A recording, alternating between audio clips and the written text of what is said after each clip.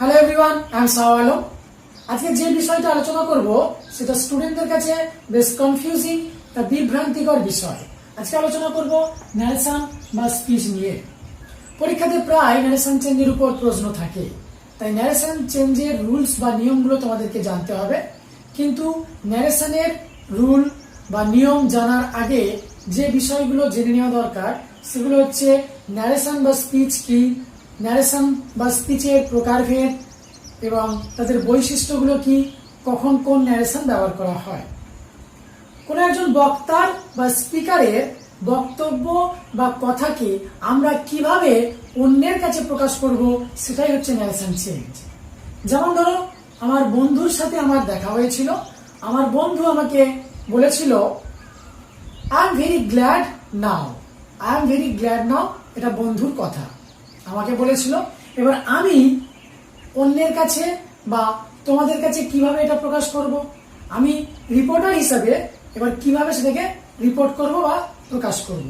আমি এটাকে দুই ভাবে প্রকাশ করতে পারি। এক, ডাইরেক্টলি মানে সরাসরি, অর্থাৎ বক্তার মানে আমার ফ্রেন্ডের কথাটাকে কোনো রকম চেঞ্জ না করে আমি বলতে পারি। আর একটা হচ্ছে ইনডাইরেক্টলি মানে সরাসরি না বলে আমি আমার মতো করে আমার ভাষায় তোমাদেরকে বলতে পারি।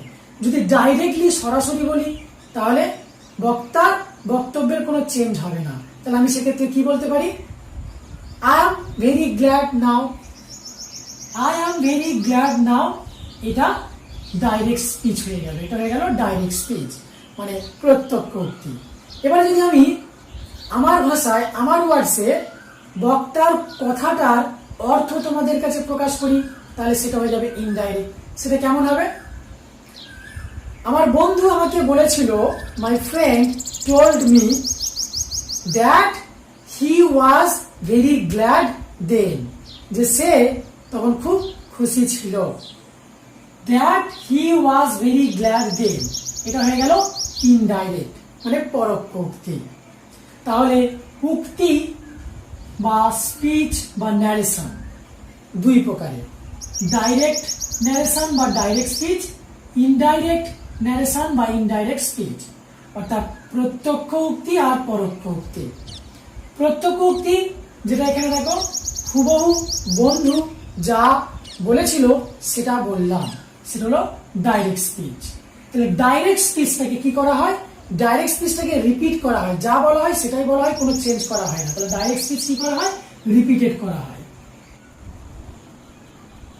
তাহলে ডাইরেক্ট স্পিচ রিপিটেড হয়, যা বলা হয় সেটাই বলে দেওয়া হয়, কোনো চেঞ্জ করা হয় না। আর লেখার ক্ষেত্রে writing a direct স্পিচকে quotation mark বা উদ্ধৃতি চিহ্নের মধ্যে রাখা হয়। আই অ্যাম ভেরি গ্ল্যাড নাও, দেখো এই বক্তব্যটাকে এই স্পিচটাকে কোটেশন চিহ্নের মধ্যে রাখা হয়েছে বা ইনভার্টেড কমার মধ্যে রাখা হয়েছে। তাহলে ডাইরেক্ট স্পিচের আরেকটা বৈশিষ্ট্য কি, ডাইরেক্ট স্পিচকে কোটেশন মার্কের মধ্যে রাখা হয়।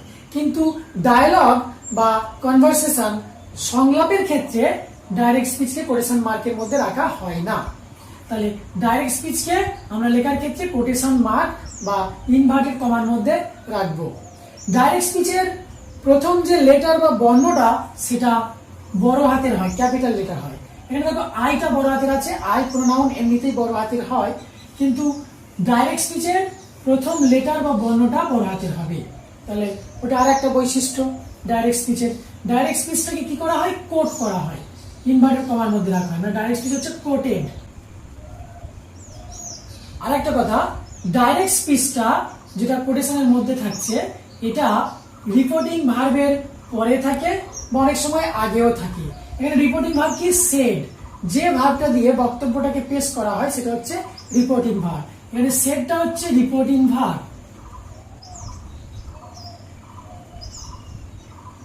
এই সেডটা হচ্ছে রিপোর্টিং ভার্ব, এই ভার্বটা দিয়ে বক্তব্যটাকে পেশ করা হচ্ছে। এবার স্পিকারকে, স্পিকার হচ্ছে মাই ফ্রেন্ড, এটা হচ্ছে স্পিকার মানে যে বক্তব্যটা বলছে সে হচ্ছে স্পিকার। আর যাকে বলে সে হচ্ছে পারসন স্পোকেন টু, এই মিটা হচ্ছে পারসন স্পোকেন টু। তাহলে দেখো রিপোর্টিং ভার্বের পরে ডাইরেক্ট স্পিচটা রয়েছে কোটেশনের মধ্যে এবং ডাইরেক্ট স্পিচটার আগে একটা কমা বসে, সাধারণত একটা কমা বসে। তাহলে রিপোর্টিং ভার্বের পরে ডাইরেক্ট স্পিচ থাকে, তবে কখনো কখনো রিপোর্টিং ভার্বের আগেও থাকতে পারে। তারপরে আগে I am very glad now এটা বলে তারপরে এটা বলা যায় my friend said to me. তাহলে এটা হলো ডাইরেক্ট স্পিচ। তার বৈশিষ্ট্য কি কি বললাম? ডাইরেক্ট স্পিচটাকে রিপিট করা হয় বা কোট করা হয়, ইনভার্টেড কমার মধ্যে রাখা হয়।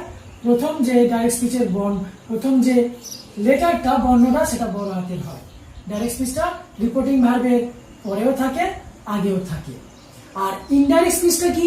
ইনডাইরেক্ট স্পিচ বলেছি যেটা পরোক্ষভাবে বলা হয়, মানে হুবহু বলা হয় না। বক্তব্যটাকে বক্তার যখন আমরা আমাদের ভাষায় তার অর্থটাকে প্রকাশ করি, অর্থাৎ এটা হচ্ছে প্যারাফ্রেজ করা হয়। এখানে প্যারাফ্রেজ করা হয়। কি করা হয়? প্যারাফ্রেজ। তাহলে এখানে প্যারাফ্রেজ করা হয়, বক্তব্যটাকে তার অর্থটাকে তুলে ধরা হয়, যে রিপোর্টার সে নিজের ভাষায় তুলে ধরে। আর একটা গুরুত্বপূর্ণ বৈশিষ্ট্য হচ্ছে ইনডাইরেক্ট স্পিচের, যে ইনডাইরেক্ট যে স্পিচ সেটাকে এই রিপোর্টিং যে অংশ, রিপোর্টিং অংশের মধ্যে কি কি থাকে? রিপোর্টিং পোর্শন, তার মধ্যে থাকে স্পিকার, রিপোর্টিং ভার্ব, আর যাকে বলা হচ্ছে পারসন স্পোকেন টু, অনেক সময় থাকে অনেক সময় থাকে না। তাহলে এই রিপোর্টিং পোর্শন বা অংশের পরে ইনডাইরেক্ট স্পিচটাকে যখন যোগ করা হয় তখন একটা লিঙ্কার লাগে। এখানে হচ্ছে লিঙ্কারটা দেখো, এটা হচ্ছে দ্যাট, এই দ্যাটটা হচ্ছে এখানে লিঙ্কার। ইনডাইরেক্ট স্পিচে লিঙ্কার বাক্য অনুযায়ী ব্যবহৃত হয়। এখানে বাক্যটা ডাইরেক্ট স্পিচে কি ছিল? আই এম ভেরি গ্ল্যাড নাও, প্রথমে সাবজেক্ট তারপরে ভার্ব, তারপরে এটা হচ্ছে অ্যাসার্টিভ সেন্টেন্স বা স্টেটমেন্ট। অ্যাসার্টিভ সেন্টেন্স হলে লিঙ্কার হিসেবে কি বসে? দ্যাট বসে। বাক্য অনুযায়ী বিভিন্ন লিঙ্কার বসে। তাহলে এই হচ্ছে ইনডাইরেক্ট স্পিচের বৈশিষ্ট্য, যেটাকে প্যারাফ্রেজ করা হয়, কোট করা হয় না, উদ্ধৃত করা হয় না, লিঙ্কার ব্যবহার করতে হয় স্পিচটাকে যুক্ত করার জন্য। লিঙ্কার মানে সংযোজক শব্দ, কানেক্টর বা কনজাংশন। স্টেটমেন্টের ক্ষেত্রে দ্যাট ব্যবহার করা হয়। এটা ইনডাইরেক্ট স্পিচ। আর কিছু বিষয় ইনডাইরেক্ট স্পিচের ক্ষেত্রে মনে রাখতে হবে। ইনডাইরেক্ট স্পিচে প্রোনাউন এবং টেন্স, ভার্বের টেন্স আর সময় নির্দেশক বা স্থান নির্দেশক শব্দের পরিবর্তন হয়। যেমন ধরো এখানে হি, ডাইরেক্ট স্পিচে কি ছিল? আই। ডাইরেক্ট স্পিচে আই, এই প্রোনাউনটা ইনডাইরেক্ট স্পিচে হি হলো। ডাইরেক্ট স্পিচে যে ভার্বটা অ্যাম, এটা প্রেজেন্ট টেন্সে আছে, এটা ইনডাইরেক্টে ওয়াজ পাস্ট টেন্সে হয়ে গেল। ডাইরেক্ট স্পিচে দেখো নাও, এখন, ইনডাইরেক্টে ওটা হয়ে গেল কি? দেন। তাহলে এই যে নাও, এই শব্দটা ইনডাইরেক্টে দেন হয়ে যাচ্ছে, তার মানে নাও এখন সময় নির্দেশক শব্দ, এটা চেঞ্জ হয়ে যায় ইনডাইরেক্ট স্পিচে। এই যে চেঞ্জগুলো, এই যে প্রোনাউনের চেঞ্জ, আইটা হি হলো, এটা এই যে স্পিকার মানে যে বলে বক্তা, আর পারসন স্পোকেন টু যাকে বলা হয়, সেই অনুযায়ী স্পিচের মধ্যে থাকা প্রোনাউনগুলো চেঞ্জ হয়। আচ্ছা, এবার রিপোর্টিং ভার্বটা যদি পাস্ট টেন্সে থাকে তাহলে এই স্পিচের মধ্যে থাকা ভার্বটা যখন ইনডাইরেক্টে করা হবে সেটাও পাস্টে হয়ে যাবে। এই ভার্বের পরিবর্তন, এই প্রোনাউনের পরিবর্তন আর এই সময় নির্দেশক শব্দ বা স্থান নির্দেশক শব্দগুলোর পরিবর্তন হয় ইনডাইরেক্ট স্পিচে। কখন কিভাবে চেঞ্জ করতে হবে সেটা যখন আমি ডাইরেক্ট থেকে ইনডাইরেক্ট স্পিচের রুলসের ভিডিও করব, তাতে তোমাদেরকে ডিটেলসে দেখিয়ে দেবো। আর একটা কথা, ডাইরেক্ট স্পিচে যে রিপোর্টিং ভার্ব এখানে সেড আছে, এটা ইনডাইরেক্ট স্পিচে বাক্য অনুযায়ী এবং অর্থ অনুযায়ী চেঞ্জ হতে পারে।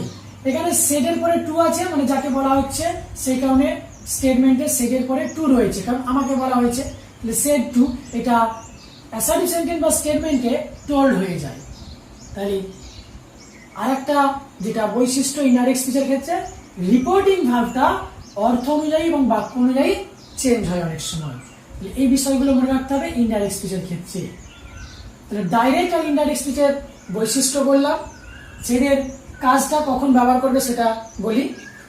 ডাইরেক্ট স্পিচ ব্যবহার করবে, মানে প্রত্যক্ষ উক্তি ব্যবহার করবে যখন বক্তার বা স্পিকারের বক্তব্যটাকে হুবহু বা অবিকল বলা হবে। যখন হুবহু মানে এক্স্যাক্টলি বক্তা বা স্পিকারের ওয়ার্ডসগুলো বলা হবে তখন ডাইরেক্ট স্পিচ। আর যখন বক্তার বক্তব্যটাকে রিপোর্টার মানে যে রিপোর্ট করবে, রিপোর্টার যখন নিজের ভাষায় বক্তার বক্তব্যের অর্থটাকে মানে সাবস্টেন্সটাকে বা তার মিনিংটাকে প্রকাশ করবে তখন ইনডাইরেক্ট স্পিচ ব্যবহার করতে হবে। এই হচ্ছে ডাইরেক্ট আর ইনডাইরেক্টের যে ব্যাপারগুলো, ব্যবহারগুলো, বৈশিষ্ট্যগুলো এবং পার্থক্যগুলো। ভিডিওটি কেমন লাগলো কমেন্ট করে জানাবে। ভিডিওটি ভালো লাগলে ভিডিওটি অনেক অনেক শেয়ার করবে এবং এরুডিট চ্যানেলটা সাবস্ক্রাইব করে নেবে। Thanks for watching this. Bye bye.